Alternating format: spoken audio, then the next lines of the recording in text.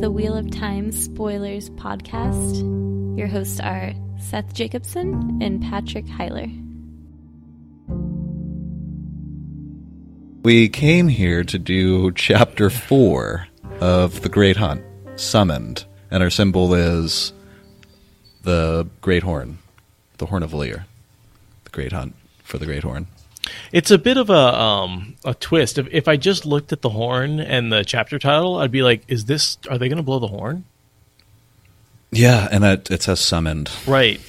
So I could very much be like, oh, are they going to summon all the heroes of the horn by blowing it? Just looking at the chapter title, I'm like, what are they implying there? But it's just Moraine being summoned in front of the Amerlin seat. Alone in her rooms in the women's apartments, Moraine adjusted the shawl, embroidered with curving ivy and grapevines, on her shoulders, and studied the effect in the tall frame mirror standing in the corner. Her large, dark eyes could appear as sharp as a hawk's when she was angry. They seemed to pierce the silvered glass now. It was only happenstance that she had had the shawl in her saddlebags when she came to Faldara.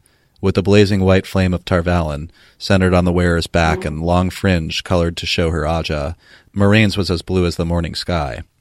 The shawls were seldom worn outside of Tarvalon, and even there, usually only inside the White Tower. Little in Tarvalon besides a meeting of the Hall of the Tower called for the formality of the shawls. And beyond the shining walls, a sight of the flame would send too many people running, to hide or perhaps fetch the children of the light. A White Cloak's arrow was as fatal to an Aes Sedai as anyone else, and the children were too wily to let an Aes Sedai see the bowman before the arrow struck, while she still might be doing something about it. Moraine had certainly never expected to wear the shawl in Faldara, but for an audience with the Amerlin, there were proprieties to observe. That is a very long first paragraph. I know. But there's a lot of good information in there that we kind of need to know for the rest of the series. She talks about a lot of things here for the first time that we've never really seen before. This is the first time we've seen a POV from Moraine.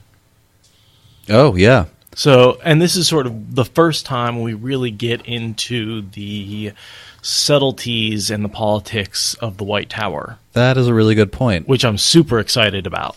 I was kind of totally focused on, I think that's the first time we find out what a shawl is or what that means. Yeah, we're really getting into all the various rules and customs of the White Tower and how these women interact with each other and how that influences their opinions and their behaviors that occur later on. What all these things mean. Yeah, and I really like this is from Moraine's point of view. And we get to see what she's thinking, and because we've been in Rand's point of view for so long, and he's like, I don't know what the hell's going on with Moraine. She's ignoring me. I don't know. We got a little bit right at the end of the Eye of the World where she's listening in with her blue stone and her listening weave. Mysterious until now. Exactly. But this is the first time we really get to see into her head. So I'm super excited about this chapter, in case you can't tell. The great serpent ring on her right hand caught the light dully as she touched the delicate golden chain fastened in her dark hair, which hung in waves to her shoulders. A small, clear blue stone dangled from the chain in the middle of her forehead. And she, for a little bit, talks about, or thinks about the stone here. I also have the end of the paragraph. The things she did with the stone were simple and small, if occasionally useful, the kind a child would imagine. But if the wrong women had accompanied the Amerlin, the crystal might put them off balance because of the tales of what she could do with it. Totally. I mean, she's definitely one of the most powerful Aes Sedai in existence right now. Yeah. I mean, it's her, Elida. There's a few. Cadsuane is more legend than person. Exactly. I mean, she's definitely more powerful, but she hasn't been around much. There really aren't that many Aes Sedai who are capable of being as powerful as Moraine. Yeah. And so I think that does scare them a little bit. That gives her a lot of status in the White Tower. A rapid, insistent knocking came at the chamber door. No Shinaran would knock that way, not at anyone's door, but least of all hers. She remained looking into the mirror until her eyes stared back serenely, all thought hidden in their dark depths. Because she's worried about... She doesn't know why the Amerlin seat has shown up, and she's worrying about that. Yeah. She's worried that things might be going wrong. And so she runs into two Aes Sedai. Yeah. At her door, are Anaya and Leandrin. And we should just give a little summary of who these people are since we see them for the first time. Leandrin is, of course, Dark Friend Alert. Yep, but she's an important Dark Friend. Super important. So she has a lot of plot later in the series. Definitely. And, you know, the biggest thing she does is she takes the girls out of the White Tower and delivers them to the Shan-Chan. Right. But she's stays around for a while. I think she eventually ends up getting collared. Is that right? She ends up being captured by the High Lady Suroth and made Dako Vale. Oh. So not collared. No, because she was shielded. Mogedion shields her for failing. She turns on Mogedion and tries to compel her. I remember and that does scene. just a really crappy job of it. Mogedion's like, let me show you what it's like. And then throws a shield on her and says, yeah, guess what? You now have to make your life without, being able to sense the true source, but never touching her. Because no one's strong enough to take the shield off of you. And then she gets captured and made Dako Vale. Well, she deserves it. And then we have Anaya, who's described as plain-faced and kind of unassuming. But she's at least an important Aes Sedai at this point in the series. It's speculated that she's the head of the Blues. There's a special word for it. Not a sitter, but I think each Aja has a different... Just the head of the Blue Aja? Yeah. She's certainly fairly powerful in the One Power. She later becomes one of the 6 Aes Sedai who are running Saladar. Oh, the Saladar 6. Yeah. And in the Blue Aja, it's called the First Selector of the Blue Aja. Okay. Not that it's very important, but that's her title. Well, people speculate because no one knows who the head of each Aja is. Except the other heads of the Aja. Is that right? I think they all know who each other is, and they all know, obviously everyone in the Blue Aja knows who the head of the Aja is. So it's like kind of secret, but not really. And she's around during the whole Halima thing. And Anaya is definitely one of Moraine's friends, and she's one of the better Aes Sedai. She ends up getting murdered. I think she dies during the last battle. Is that right? Or is it during the Shan-Chan attack? Anaya and her warder were murdered the night the Rebel Hall voted to make an alliance with the Black Tower. Nissau found them, and after testing for residents, determined they had been killed by suffocation, probably by Arengar. Leandrin asks Moraine, why do you set a ward against your sisters? Meaning Leandrin knows that she can't get into the room? And she wants to. Right. Against all, Moraine replied smoothly. Many of the serving women are curious about Aes Sedai, and I do not want them pawing through my rooms when I am not here. There was no need to make a distinction until now. She pulled the door shut behind her, leaving all 3 of them in the corridor. Shall we go? We must not keep the Amerlin waiting. I love how Leandrin's trying to get in, and the Moraine's like, there's no need to make a distinction between now. I'm still not making the distinction. You're still not getting into my place. Yeah. Which isn't too weird a behavior for an Aes Sedai, or between Aes Sedai, but... No, Leandrin's really acting weird here, though, like wanting to get into her place. Yeah? Yeah. Well, yeah. Or even questioning why she would do that. Mm-hmm.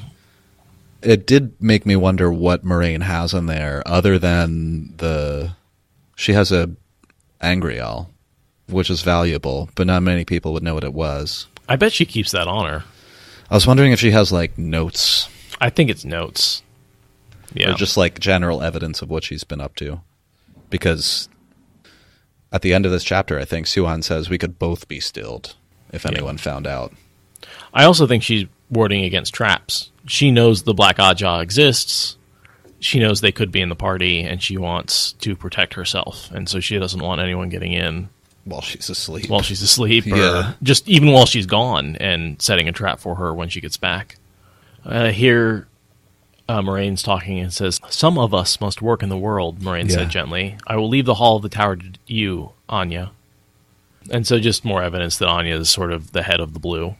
Moraine's basically saying, you take care of the tower. And they're all pretty tight. Yeah. These are 3 really powerful Aes Sedai. And when I say 3, I mean 3 really powerful Blues. Suan, Anaya, and Moraine. Even though Suan is the Amerlin seat and technically doesn't have an Aja, I think they're all, at least were close before Suan was promoted.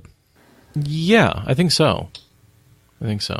Well, and Leanne, They're too. approximately the same age. They're three pretty high-end, powerful channelers who are working their way up all at the same time. They know each other. Powerful being relative to the White Tower as it exists at this point. Yeah. As opposed to Forsaken powerful. Compared to Nynaeve in her prime, they're not. Right. They're nothing. Medium.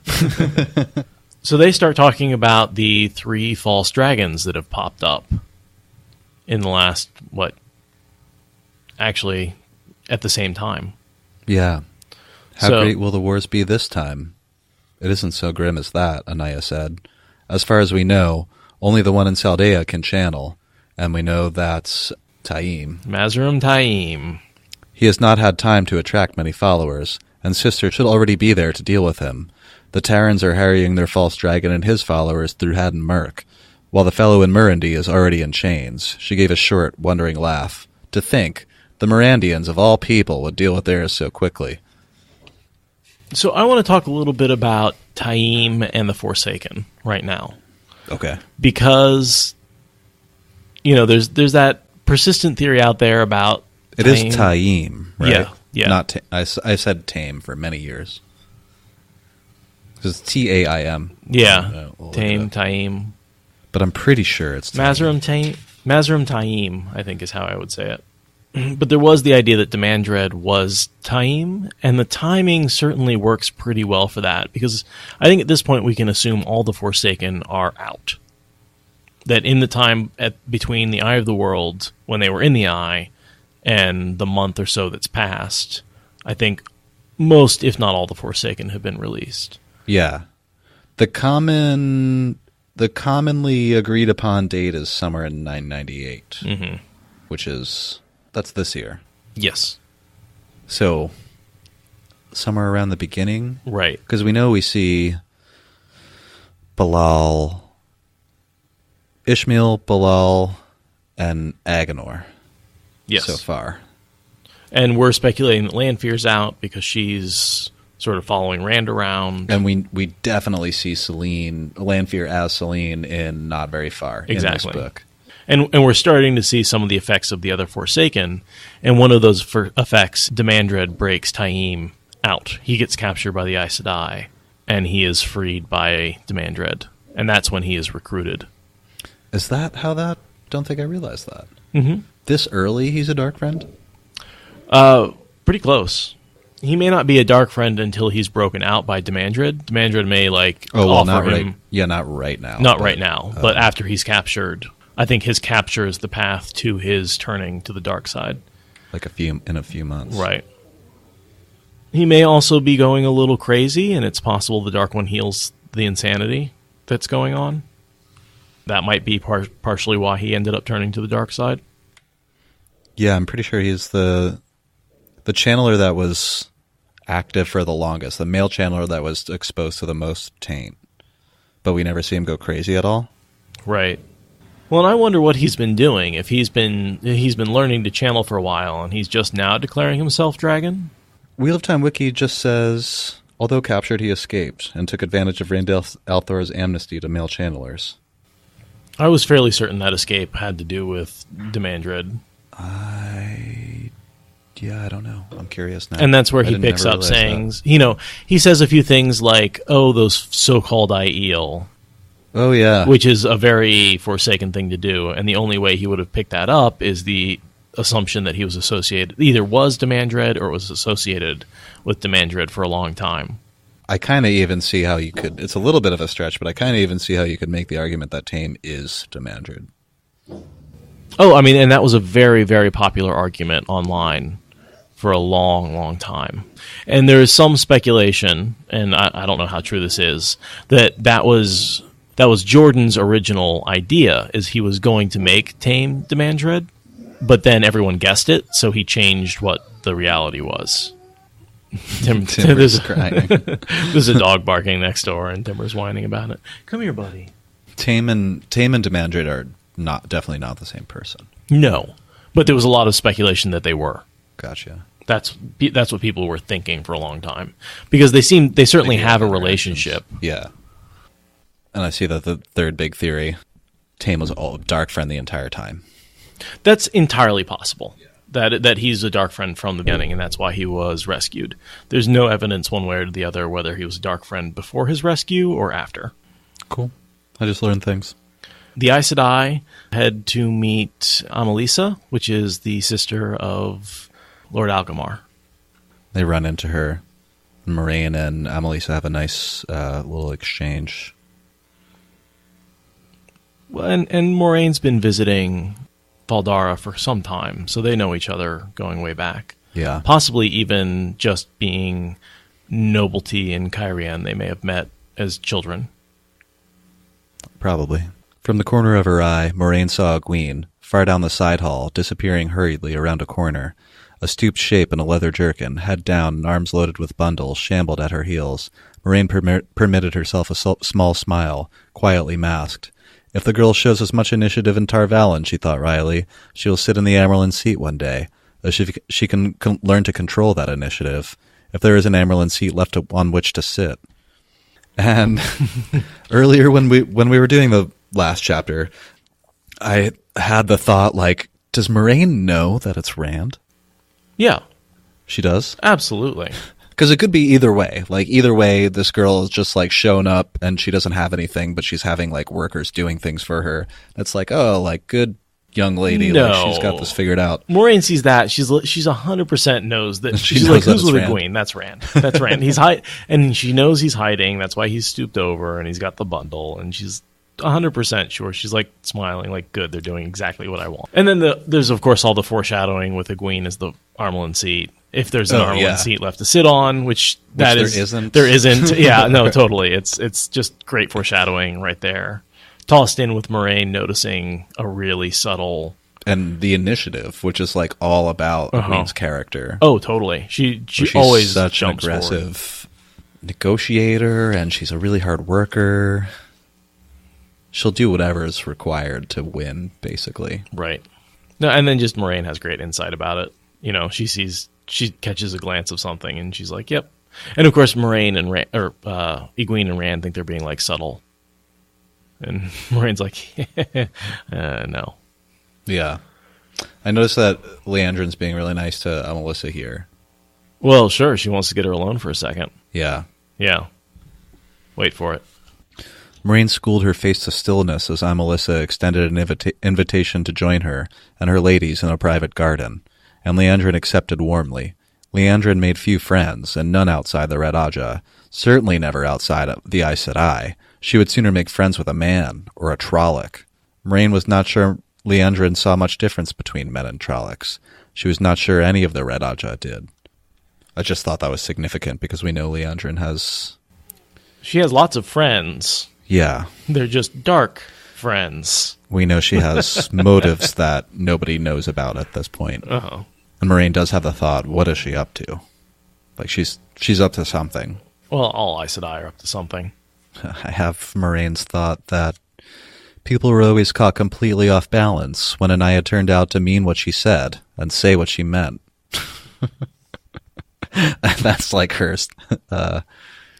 why she's done so well. Reminds me of Perrin a little bit. Sedai. Yeah. That he does exactly what he says, and that oftentimes takes them by surprise. Rand pulls that out occasionally, too. Yeah, I always think of him burning letters in the Cairhien tavern. Exactly. I'm not playing your stupid game. Oh my gosh. What a move. Yeah, really skilled. We get a little bit of a status update on Andor. Yeah, that Elaine's party was followed all the way to the River Aranin by the Children of the Light, which is kind of clearly threatening. And those are the children that encountered Perrin and took him prisoner. Right, the same group. Yep. So that's got Bornhald and Child Byar. Yeah. Which, the name Child Byar, I always hear as Child buyer, like purchaser, like Buyer. Child buyer. Yeah, like someone who buys children. I think that's how you pronounce it. Yeah. I wouldn't be surprised if he bought children.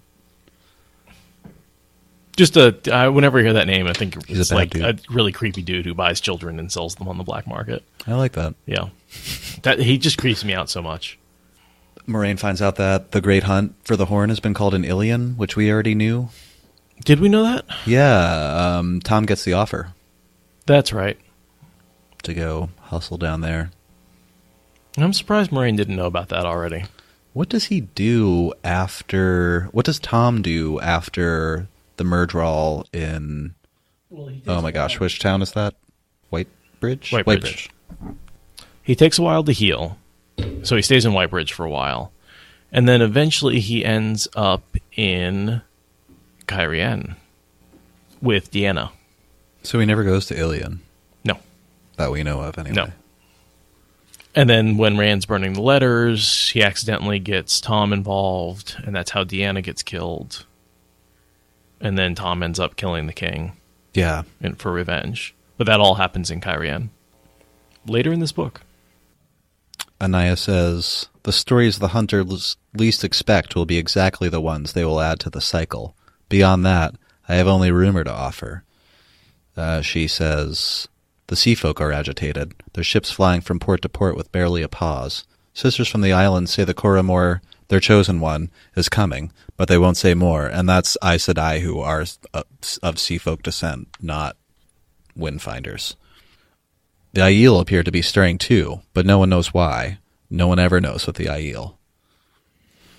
Well, they're looking for he who comes with the dawn. So are the sea folk. Yep, they're all looking for Rand. And Anaya says, what I would not give for even one sister from among the Aiel. Just one. When I saw that, I was like, oh, you'll never get one. Oh, did you catch this when Moraine says, perhaps not the stories they expect, and Leandrin looked at her sharply? I did not. Anaya was saying, the light sended is only a few stories, and Moraine's like, mine maybe not the stories they expect, because she knows the horn has been found, so she knows they're not going to find the horn. And Leandrin's like, what do you mean? And Moraine immediately goes still, like, nothing. But certainly, in the next age, people might tell the story of Fail, great hunter for the horn. Possibly. And the, trouble she gets into. Certainly, like, at least 3% of this entire series. Totally. And then Leandrin brings up Almouth Plain. Yeah. And she looks surprised she has spoken, because, again, that goes back to the Dark Friend Social. Because a lot of the orders from Baalzamon were about stirring up trouble on Almouth Plain. And we don't know from Leandrin's perspective, but at least as far as from Carradine's perspective, they don't know what their orders are, and they're probably compelled to do them. It's entirely possible. Leandrin may look surprised because she doesn't know why she's saying what she's saying. Totally. She may have been forced to say Almouth Plain. There may be fighting on Almouth Plain, and perhaps Toman Head as well. I say, maybe. The whispers were faint, rumors of rumors. That's Anaya saying it's not actually known what's happening. And they're all trying to speculate about what's going on and who's fighting, and they have no idea it's the Shan Chan coming from the sea. Moraine says it's probably, the Domani and the whatever the neighboring nation is that they're always getting into fights with. Terabon? Fighting over Almouth Plain. Neither one of those are particularly powerful countries. Right. I mean, we see the Domani, they're basically one city, and they don't really have a lot of resources. And Terabon is so broken up that they don't even call themselves Teraboners. That was accidental, guys. I think that's the right name for them. Terraboner, though. Oh, Teraboners. Terraboner, yeah. Sorry. No, that's fine. I'm 12 years old. Bonner. Yeah, I got a couple of things. So I love the interactions between the Aes Sedai. I can talk about them all day. Moraine tries to quiz Leandrin about Terabon and our Domani because she is from, I think, Terabon. And Moraine's trying to question her as to what's going on with this whole thing. Mm-hmm. And Leandrin, is immediately cuts her off because I think she doesn't want to give away anything about where she got her information. So she says, enough of this idle talk. The Armelin's waiting to see you. And Gotcha. she's not going to wait. So she's like cutting Moraine off there because she doesn't want to give away where she got that information, which was the Dark Friend Social. And then Moraine goes to follow her, and it says, unconsciously touch the pouch at her waist. Well, that pouch we know is where she keeps the Angreal. Yeah. So I think that's like checking your sword to make sure it's, loose in its sheath. Yeah, making sure she has her weapon. I didn't notice that. I think there's definitely some, like, Moraine may have an idea that Leandrin is Dark Aja here, or Black Aja. Leanne pulled the door to behind them. It banged shut with something of the sound of a cell door closing. This is Moraine entering the room that Suan's in. Mm-hmm. That's the next thing I have. The Emerald seat herself sat behind a broad table in the middle of the carpet. And on the table rested a flattened cube of gold, the size of a travel chest and ornately worked with silver. The table was heavily built, its legs stout, but it seemed to squat under a weight of 2 strong men would have had trouble lifting. At the sight of the golden cube, Moraine had difficulty keeping her face unruffled. I guess the only thing I want to talk about before there is we see a few more Aes Sedai in the anteroom. Right. Moraine mentions the sisters that she sees there, which are less than half of them, I think. Yeah, right? There's not that very many. So there's Varen, who we know, we all know and love Varen. So this is where she gets introduced. Yeah. So I didn't want to pass up the introduction of Varen. G. Mackenzie says Moraine is also carrying the seal of the Dark One's prison in her belt pouch. Is that right? The broken one. The broken one? Oh, that's... The one they found She only in the has eye. one now, right? Yeah. I mean, it is significant. Yeah, either so way. maybe she's just... Because she's presenting that to Suan? Suan. That maybe Yeah. she's just checking to make sure it's there. She's like, if you're worried about this Dragon Reborn thing, well, worry about this. Right. Yeah. That's a good catch. We see the other Brown, which is Seraphel, and I sort of looked into her history, and she doesn't seem to be like a major... No, she pops up a couple more yeah. times. She's around, but... But it's not... Some people were wondering if maybe one of the 2 Browns in this group were Masana. They're not. But they're not. Varen's definitely Varen. Mm-hmm. This other woman has an identity and doesn't. Mm-hmm. And then, of course, Alana is there, who's the green who bonds Rand. Oh, yeah. Oh, I didn't even notice that. And Carlinia. What Aja is she? She's white, and she's one of the stronger Aes Sedai. Like, she's the one who, like, commits one infraction every month just to make sure people don't think she's stuck up. So she's, like, pure logic and cold and stuff like that. And she ends up being part of the Saladar 6. That's right. Was that everyone? She just dies in Tel Aram-Niad, and she's killed by the Black Aja. Yeah. Oh man, this stuff is really where I love to dig in deep. When it's like you start analyzing the glances between the different Aes Sedai, and really, every word is kind of important in their interactions. This is the stuff that I've been really anticipating and waiting for. I just love it. It's why I love the quote-unquote slow book so much, because it's a lot of this, and I love just reading into everything that's going on. I can see that Patrick is trying to, like, move forward, and I'm like, wait, we haven't talked about this little sentence and that little sentence, and I don't think it's driving him nuts, but my other favorite thing to do is just think about how each Aes Sedai dies whenever they're introduced.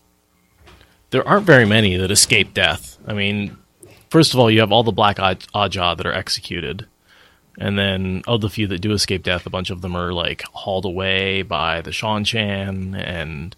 Like, of the Aes Sedai you get on early on, not a lot of them last all that long during the last battle. Not a lot of Aes Sedai in general last very long. Yeah. I was saying I really enjoy, like, every time a new Aes Sedai pops up, figuring out how they die and who kills them. Just being like, oh, this is how they end up, and this is how they end up. Like, Leandrin ends up being a Daco Vale, and... Next thing I have is Suan talking about calling the winds and changing the tides so that her boat could move so quickly. Yeah, we get a little bit of background on Suan. This is sort of her introduction about how she's from a little bit the sea and all those fish metaphors that she uses throughout the rest of the series. They all come from this Gets really predictable. But. Yeah. It's definitely some people's not most favorite characterization, but I really enjoy it. Like, why not? Yeah, no, it's what gives her personality. Right. But apparently using the winds really causes a lot of problems up and down. I mean, when you're flooding villages just to change the weather, and you've got to have a good reason for that. But there is. And so there's sort of two parts to this conversation between Moraine and the Amerlin. There's sort of the first part when Leanne is still standing there, and then the second part after she leaves. Yeah. And so the first part's very formal, and it's like this exchange of information, and you're not really sure what the relationship is between Suan and Moraine at this point. Like, you still think it's a little bit, especially after what Leandrin said, you think it may be a little, you don't realize that they're cooperating. But they put on those airs on purpose. Oh, totally. They're trying to they want people to not realize they're working together. Yeah. But they exchange a lot of information here. One is that Elaida is returned to Tarvalin with Elaine, who's the most powerful channeler seen in quite a long time. Or the most powerful new channeler seen in quite a long time. And the Red Ajah have gained a lot of status from that. And Moraine says she has two. Right. She has two who she says will certainly not go red. Right. Yeah, and I mean, that's important, but what I'm seeing here is all the cracks in the political system that allow Elaida to depose Suan. Yeah. Is that the Red, they've been gaining status. You know, there's a few other things in here that I read as sort of Suan not really having control over the White Tower. Moraine says about her girls, Egwene and Nynaeve, they will easily counter whatever influence the Red Ajah gains in the White Tower from finding Elaine. The Amerlin nodded, as if it were of no consequence. But I think they both understand what's happening here, and that this is all very lucky. Mm-hmm. If Suan wants to keep her job, life... all those things. Yeah, career, all those things. You know, life mainly, and the ability to channel. She has to stay on top of the political situation. And one of the ways you can do that is by recruiting channelers to your Ajah. Powerful channelers. Yeah. Because powerful channelers give your Ajah power. Because everything in the White Tower is based around the power of the individual. Making sure the blue and green Ajahs stay strong. Absolutely. But, you know, what we're seeing is the cracks that lead up to Suan's deposition. Suan says, Elaida told the whole of the tower that you were meddling with a young man who was Ta'veren, and dangerous. He was in Camelin, she said, but when she found the inn where he had been staying, she discovered you had spirited him away. The people at that inn served us faithfully, Mother. If she harmed any of them, Moraine could not keep the sharpness out of her voice.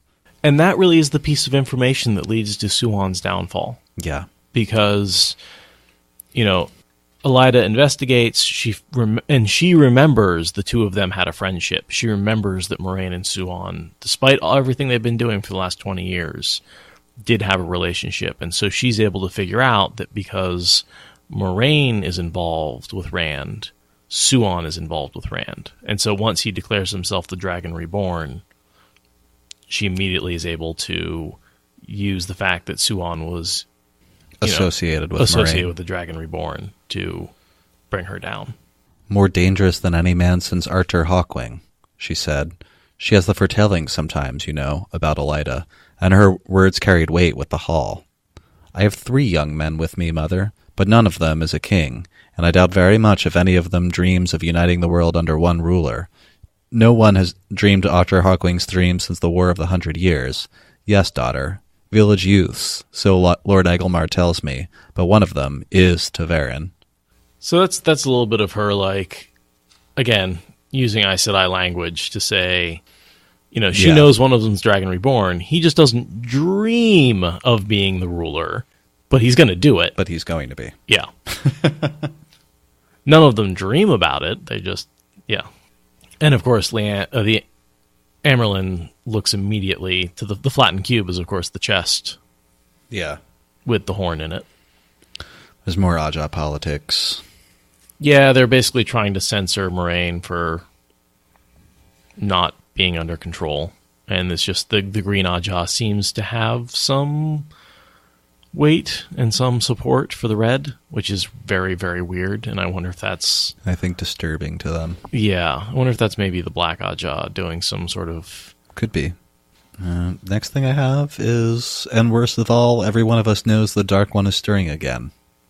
I don't know if you have anything. Just before that, the fact that they put forward that Leanne and the Amerlin seat are of the Blue Ajah, and so they shouldn't be able to get more blue. It just shows the weakening of her power. Yeah. And how the cracks in her power are very quickly leading to her downfall. When they can censor her and say, listen, you're acting like a blue, so you're not going to get any blue allies. It's like, whoa, that's shocking.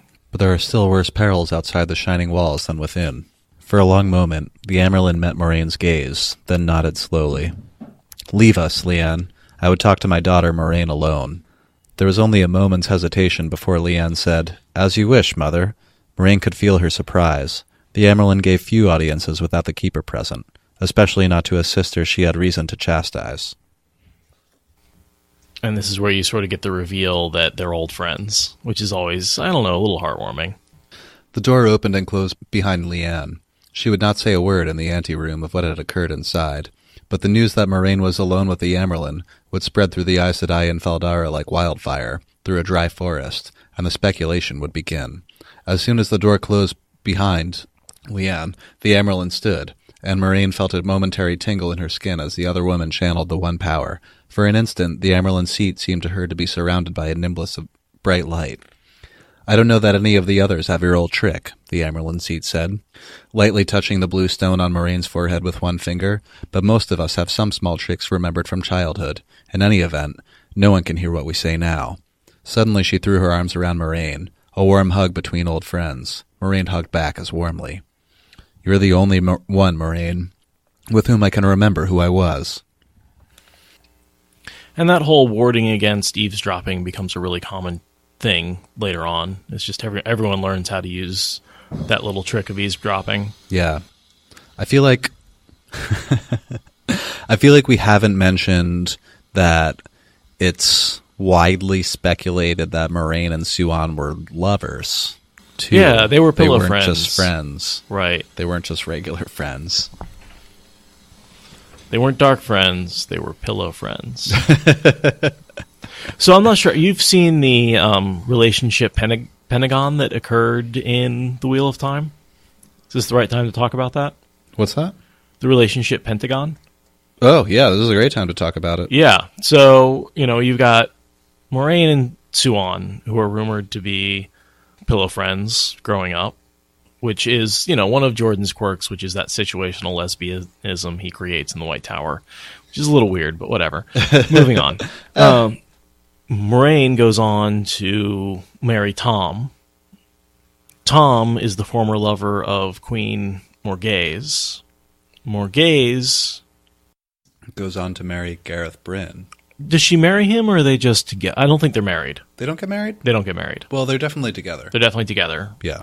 Before she is brainwashed by a Forsaken and exiles him. Oh, right. Morghese and Bryn. Yeah. Then Bryn and Suan later. In Salidar. And that takes us back to Moraine and Suan. Yeah. Yeah. And that makes a nice little pentagram. Do you think he realized it made a pentagram? I don't know, but, love triangles, eat your heart out. We got 2 more points. Love pentagram. Love pentagram. I mean, how many fantasy authors get away with a love pentagram and a polyamorous relationship all at the same time? One. Yeah. I think that's it. I think that's it. And then I just had the last paragraph. We are Aes Sedai, Suan. We have our duty. Even if you and I had not been born to Channel, would you give it up for a home and a husband, even a prince? I do not believe it. That is a village goodwife's dream. Not even the Greens go so far. The Amerlin stepped back. No, I would not give it up. Most of the time, no. But there have been times I envied that village goodwife. At this moment, I almost do. Moraine, if anyone, even Leanne discovers what we plan, we will both be stilled. And I can't say they would be wrong to do it.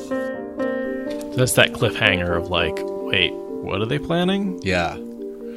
I also think it's kind of sad that Leanne gets caught in the backlash of she gets in trouble for all this, even though she didn't have much of an idea of what was going on. She doesn't have any idea. No.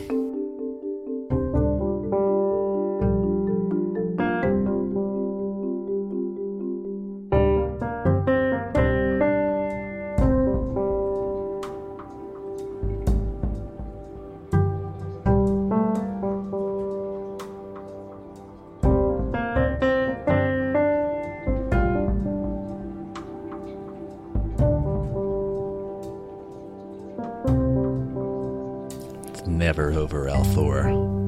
Never. Seth's trying to talk me into getting this produce delivery service. I think I'm actually going to do it.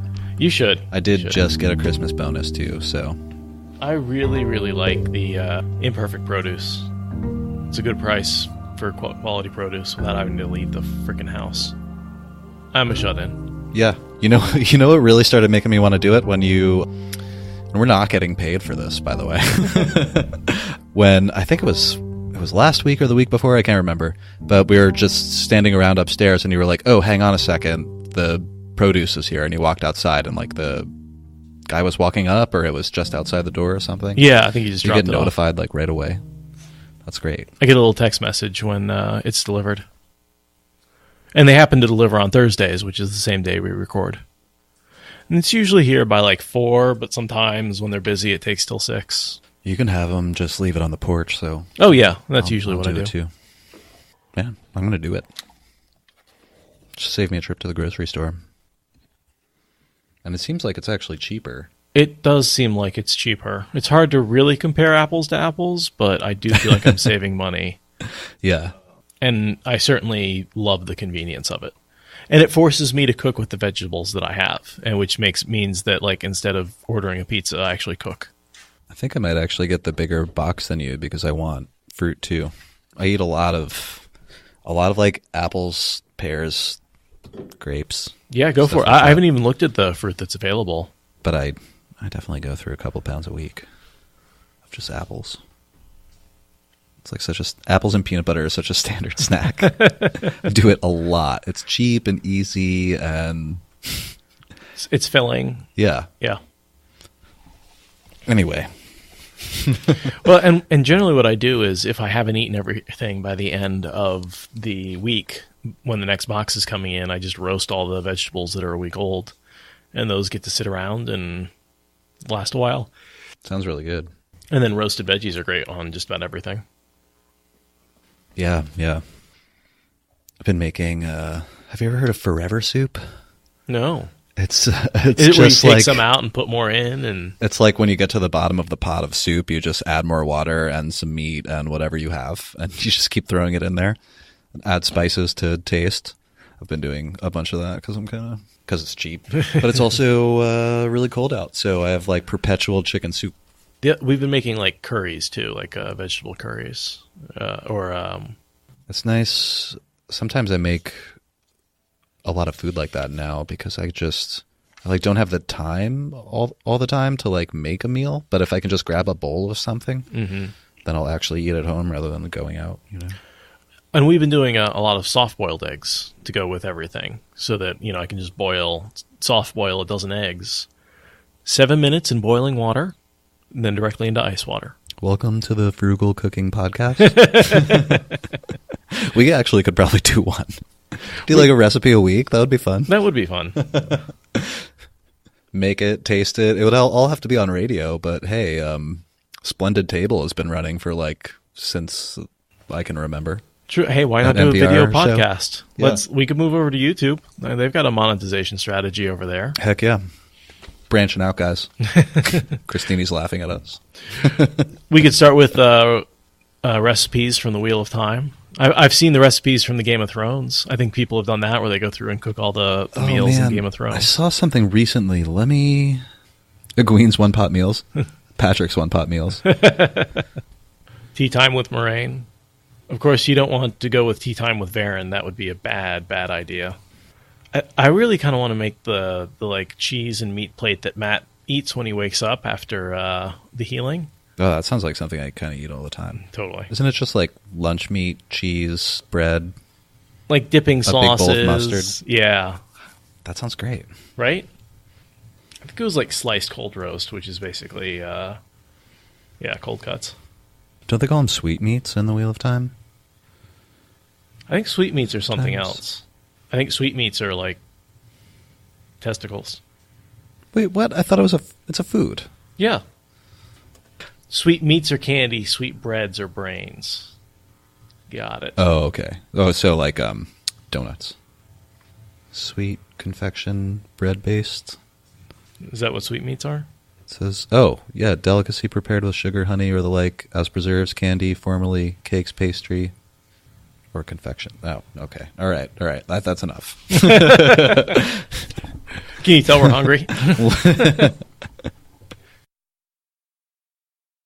Thank you for listening to the Wheel of Time Spoilers podcast. Rate us in the Apple Podcast app or support us on Patreon. Is that good enough?